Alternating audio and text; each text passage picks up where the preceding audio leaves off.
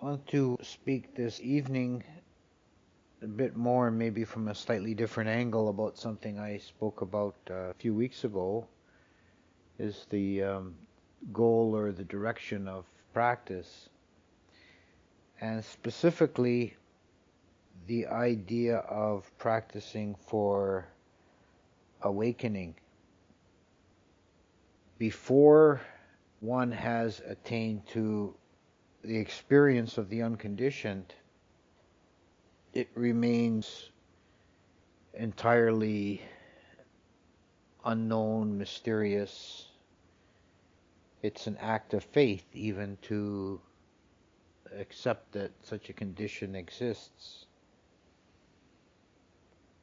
I think pretty much everything else in Buddhist teachings, all the essentials at any rate, we can verify by experience or by reason, and it limits the degree to which we have to take things on faith, which is one of the appeals for many Westerners of Buddhism, because it's not a religion that requires you to believe a whole catalog of things.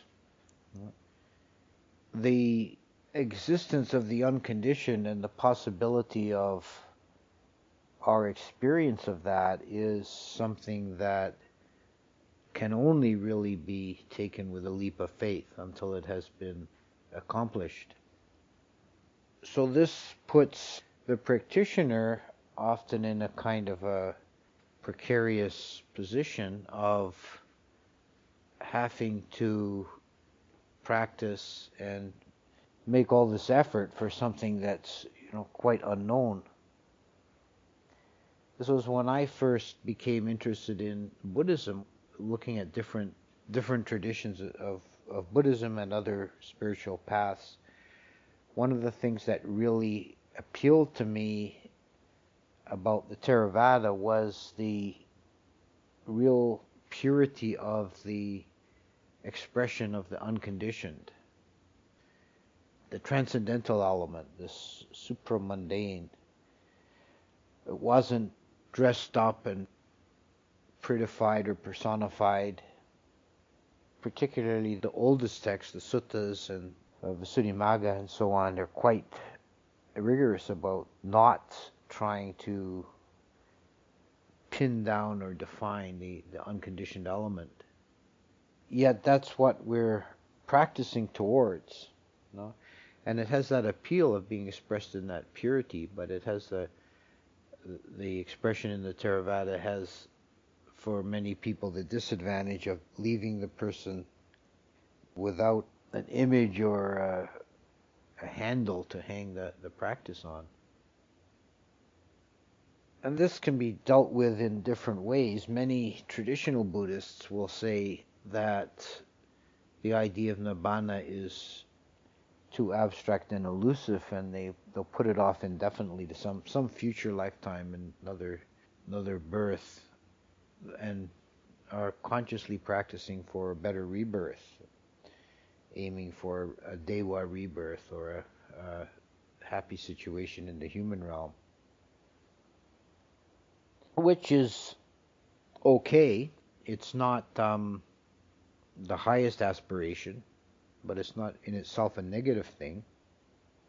But one thing to be borne in mind, and this is something the Burmese teachers often emphasize, is that the only secure guarantee of not taking a lower rebirth is the attainment of stream entry, to become a sotapanna. One of the qualities of a sotapanna is that they will never take a rebirth lower than human again. There's one episode in the suttas where someone attains stream entry, and he says, hell has ceased to exist for me. And you can live a completely moral, ethical life and follow the precepts and even be diligent in your meditation. And that in itself is no guarantee of escaping from hell states, because there might be old karma in your continuum from previous lifetimes that is not yet manifest. The Buddha said that even a world monarch or even a deva of the sensual heavens, although their life is very pleasant and they enjoy all kinds of pleasures, they're still not as fortunate as a Sotapanna, because they're still subject to a lower rebirth. They might fall from that state and be reborn in a lower state. So this is something that makes it worthwhile to work towards. And you'll see that Burmese teachers often emphasize this point and give almost what you might take as like hellfire sermons. You'll be burning in the riot and dragged around by hooks. So the only way you're going to escape from this for certain is to become a stream winner. To encourage a diligence in the meditators. I think it cuts even more than just consideration of future rebirth. I think even within this life stream continuum, and that someone who has attained to the stage of stream entry, who has glimpsed Nibbana, will not experience hellish mind states in this life.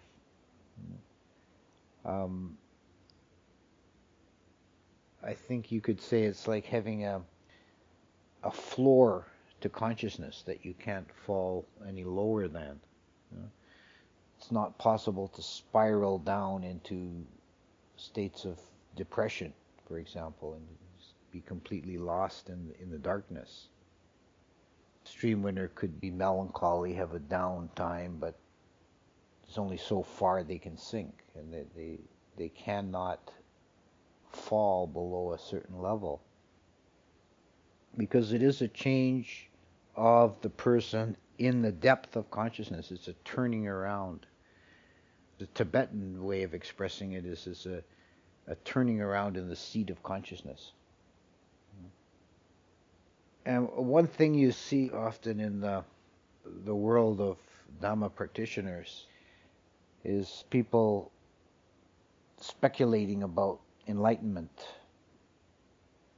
It's almost a joke. People say that, when first time they did a retreat, they thought, well, I'll make stream entry, then on this retreat, then I'll go off on a Bermuda cruise and I'll be done with it, Coming back to a point I initially made about the mysteriousness of the experience, that the elusiveness of really the unknowability of it, I think one could say from all the evidence that the experience of stream entry is probably, in superficial aspects, is probably much less than you imagine, but in the more important, profound aspects, it's much more than you could possibly imagine. It's a fundamental change in the nature of the being, and we have to be very careful of not falling into overestimation. There's much that glitters that is not gold, and this is another common thing in the Dhamma world, and it's one common thing that is one reason why it's useful to have a teacher, is because people will have profound experiences, powerful experiences in the meditation, and be convinced that that's enlightenment, that's awakening. And it's not necessarily so.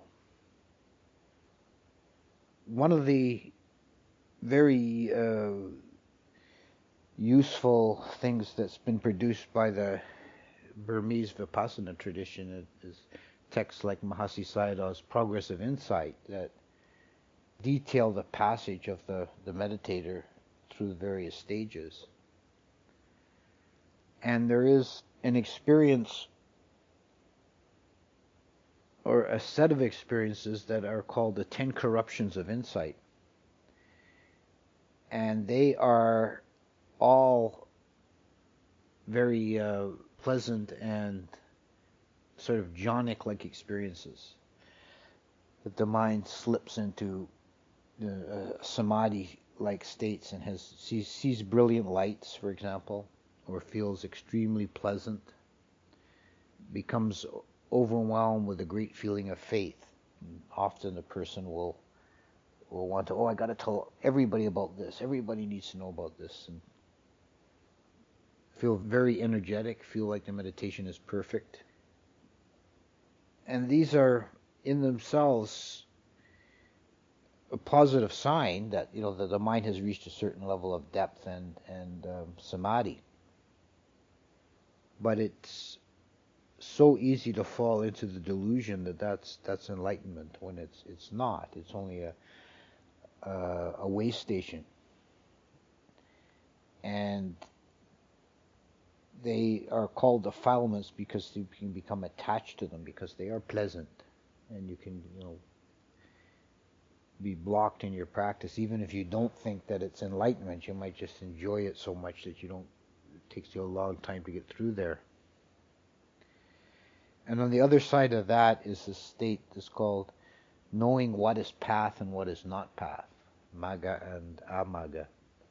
So you see, this is not the path. And you carry on. And all these experiences fade away, and it may seem to the meditator, they might think the meditation has gotten worse because all these experiences fade away and it's gotten like mundane again. But you've now passed through that. Generally, the advice is, if one thinks that they have attained to the stage of stream entry, it's useful to consult a teacher, but even then, unless the teacher is himself very advanced and can read minds, can penetrate minds, like someone like Ajahn Mun, there's no way the teacher can confirm for sure. He might be able to know for sure that it's not. But then if it's a possibility, this person may have attained to stream entry, the teacher can't guarantee it unless, as I say, he can read minds. But what the practitioner needs to do is to examine carefully the mind for the 3 fetters that are overcome at that stage. And the fetters being personality view, attachment to rites and rituals, and skeptical doubt, to use the common translations. There's 2 things about examining your mind in this regard. One is that first you have to, and this is where some study and investigation pays off, you have to know exactly what those fetters mean and not just rely on the simple expression of the English translation, but to really find out what they're actually referring to. And then to examine the mind again and again for trace of those fetters, and not just once or twice and for a few days, but over many months, to just be on the lookout for, are these fetters still present? Does my mind fall into skeptical doubt? Does my mind fall into personality view? Does it fall into rite and ritual clinging? Briefly, the personality view is a form of self-view. It's actually the coarsest form of self-view. Sakaya Ditti, literal translation would be own body view, and it's attachment or belief in the self at the level of Ditti, which is view or theory or opinion, cognitive.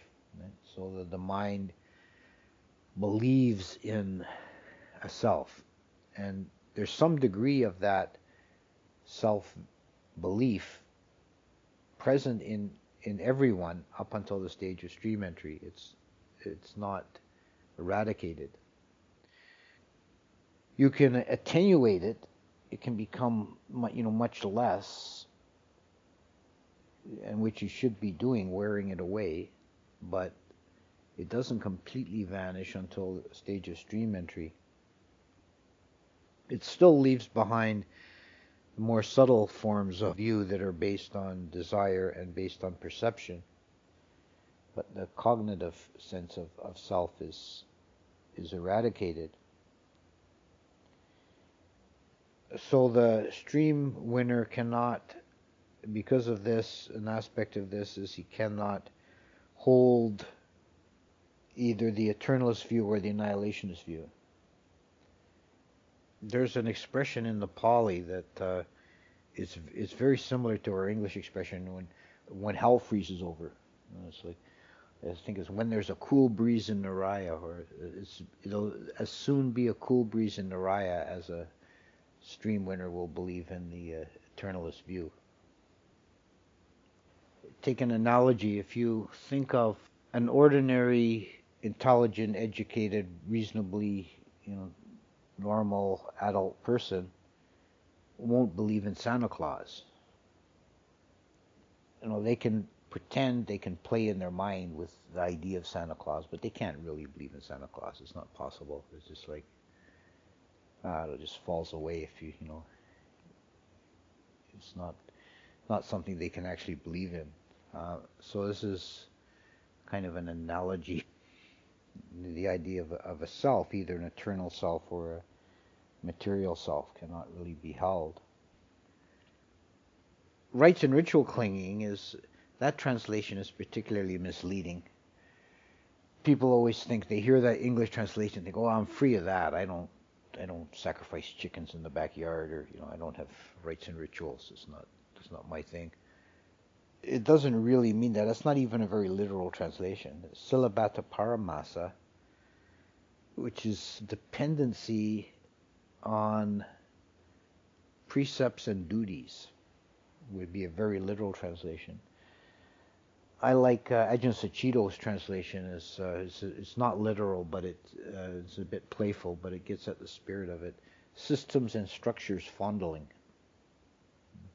Fondling of systems and structures. What it really means is having a mechanical view of the mind and practice. That if I do this and that exactly as prescribed in the book, then I'll get this and that result. And I think there's funny ways this manifests. One of them is people who, on principle, refuse to partake in ritual. You get the odd person who just they won't bow to the Buddha image, for example. It's often people from a traditional Protestant background would find it very hard to bow to the Buddha image, and sometimes they'll make a principle out of it, and I don't do that. It's not, and that's a kind of rite and ritual clinging. Like it's a negative form. There's one of the Zen koans, taken out of context and quoted often by kind of modernist types, is if you meet the Buddha on the road, kill him. And somebody said this to one of the Zen teachers, and the Zen teacher says, "You kill, I bow."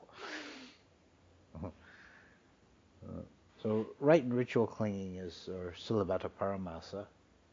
And the last one is skeptical doubt, which is ucheda. It's the wavering of mind. Besides being a fetter, it's also one of the hindrances that obstructs meditation. And it doesn't really mean the same thing as doubt in English, because doubt in English can also cover the idea of having an open mind, which is a good thing.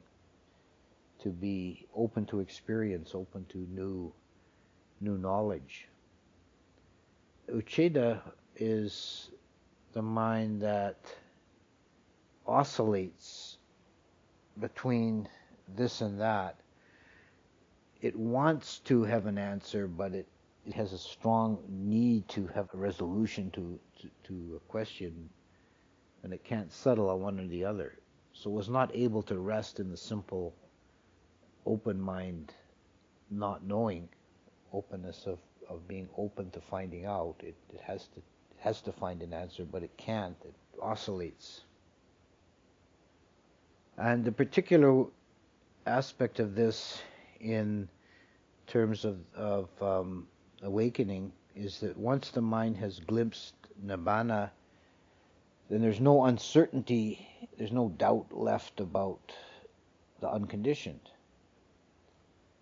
At the stage of stream entry, there's not yet a deep understanding of it or a great penetration in depth. But oh yeah, okay, there's something there. You know, it's like the veil has parted for a moment, and the mind realizes all this whole samsaric shadow play is, okay, that's only one way of looking at things. There's something else too. So the mind never falls into doubt about the nature of the Dhamma or whether it's worthwhile or so on. So one has to look very carefully in the mind for these three fetters. And if they're still present, then the mind has not yet reached that stage of awakening. The way to get there is the practice of the Eightfold Path, which can be simplified into the three factors of Sila, Bhavana, Panya. Sila being the precepts, the ethics, to live in a moral, clean way. Is the foundation stone. And Bhavana is the development of meditation, particularly Samadhi, development towards jhana. And Panya is wisdom, the understanding and penetration of the nature of reality, which is what finally gets you there. The development of Samadhi, moving the mind into deeper states of stability and unity, is itself not liberation, but it's moving you in that direction. And it has a very important, well, it has more than one, there's many important reasons for doing it, aspects, but one that in this context that I'd like to emphasize is that it's a peeling away, a simplification of samsara. That the mind in jhana is no longer in the sense-desire plane. It's in the plane of form. So it's like a whole big level of complication, attraction, aversion, fascination, fear, desire. A whole big layer of that is temporarily shed, and you can see the mind in a more refined state, which is our default mode of consciousness, is sense desire realm consciousness, kama bhumi. And the various concerns and defilements, desires, fears that the mind experiences are at this level predominant in the sense that they're the most noisy. They take the most attention. They're clamoring, and they're all the time there. But they're not the deepest. They're not the most fundamental. And when those are quieted down, you can see what lies beneath. And those are the remaining defilements that are still present in the realm of form, which is the desire for existence, bhavatanha, and the desire for non-existence, vibhavatanha, and various permutations of those. There's a desire for existence in the form realm, desire for existence in the formless, desire for existence in the sense-desire realm, and various levels of desire for annihilation. And there's also defilements like restlessness, ignorance, and false views, confusion, are deeper than the sense desire defilements. So it becomes, an exercise in simplifying the mind and seeing it at a more fundamental, a more primordial level. And this clarifies the work. You see, okay, there's all this other stuff underneath the noise of the sense desire experience. The very simplest possible state of mind that's still samsaric is the state of formless abiding of neither perception nor non-perception, which experiences the minimalist samsaric experience. There's a pretty neat metaphor in the Visuddhimagga to try to explain why it's called neither perception nor non-perception. He says this applies to all the mental factors like consciousness and feeling as well. You can't really say there's perception, you can't really say there's not perception, because there's a subtlety of perception that's very, very refined. And he says it's like as if a monk had put oil in his bowl to protect the metal for storage. And then later someone was going to give him rice in the bowl to eat, and he'd say, don't put it in there, there's oil in there. But then if somebody else said, oh, there's oil in his bowl, can I have some of your oil, Bhante? I want to fill up my lamp. No, there's no oil. And then he gives another similar one as a monk and a novice are going out for alms round, and the novice sees a puddle up in the road ahead. He says, Bhante, you should put your sandals on, there's water. And the monk says, oh, there's water, give me my bathing cloth. No, Bhante, there's no water. Okay. So neither perception nor non-perception is the most refined kind of mind that's still existent in conditions. There's a really fascinating talk that Ajahn Mahabua gave shortly before his death. I don't know if it was his last talk, but certainly his last important talk that got widely publicized. It's called Arahata Magga Arahata Pala, the path and fruit of arahantship. And you can find it easily. We've got at least one copy in the library, and it's also on the internet. It's been translated into English. And he is quite bold and explicit, talking about his own experience of arahantship. So it was, of course, controversial at the time because it's actually a Vinaya offense, but I guess, he's always been sort of a maverick, and if you're already an arahant, and you can, judge for yourself whether making a pachiti offense might be worth it to illuminate people. But he's quite explicit about it. One of the things he says is that for a long time in his practice, he came on this like a brilliant light, and he would sit in this brilliant light, and he thought that was it, that was awakening. And he abided in that state for a long time, and then he realized that's not the end. And he says that the brilliant light, which is actually something that many schools of mysticism strive for, is the white light, the brilliant light. He said that white light is actually the last manifestation of avijja, of ignorance.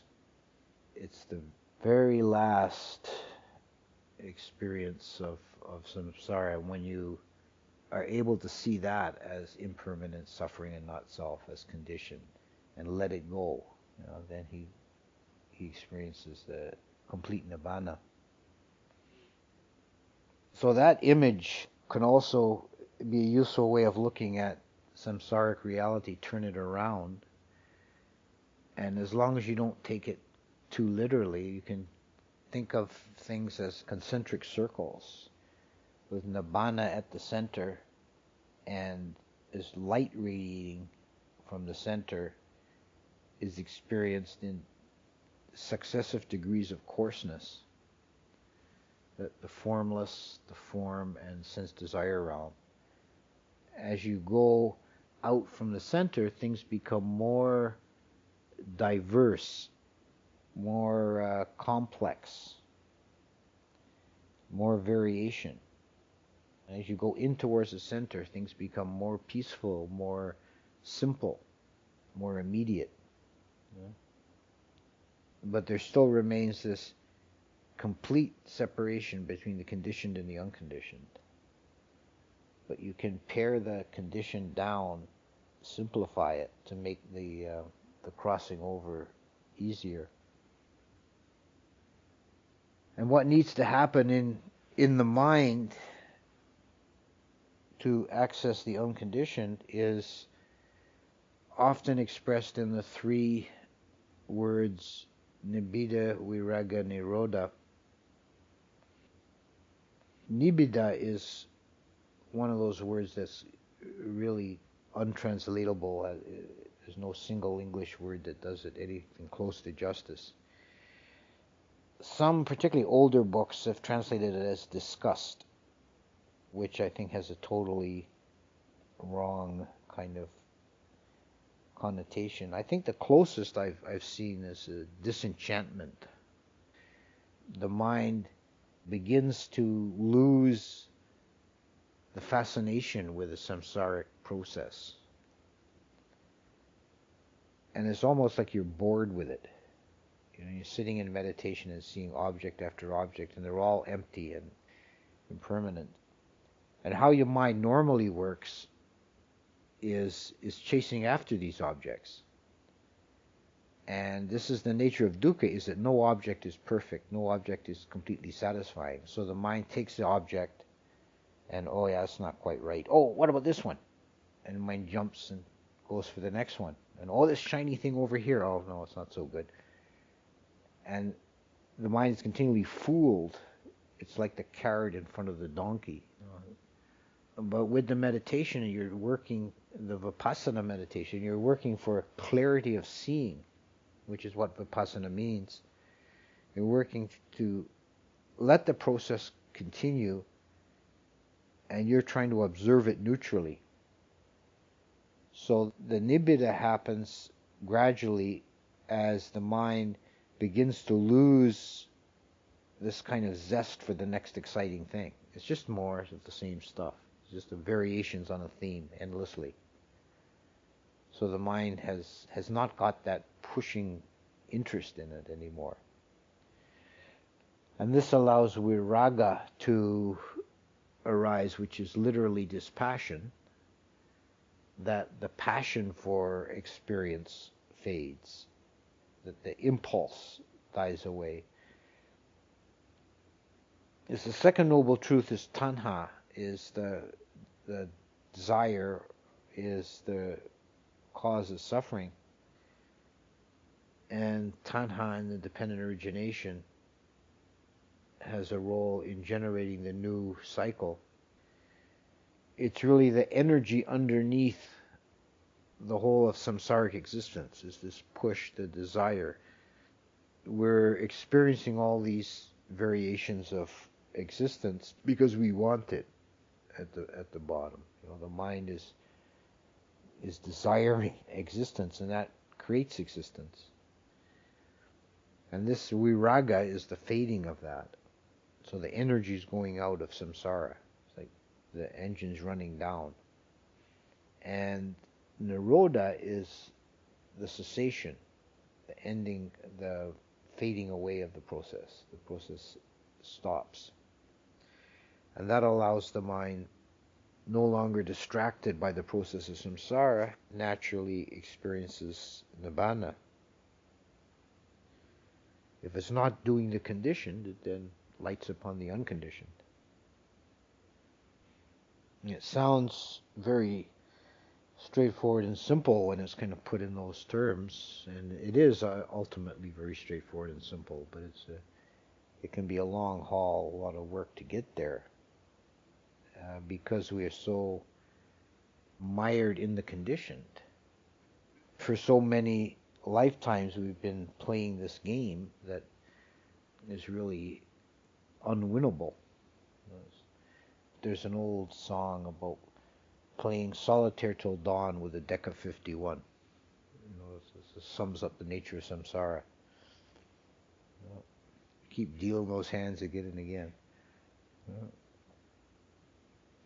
So I think I'll leave it at that for today.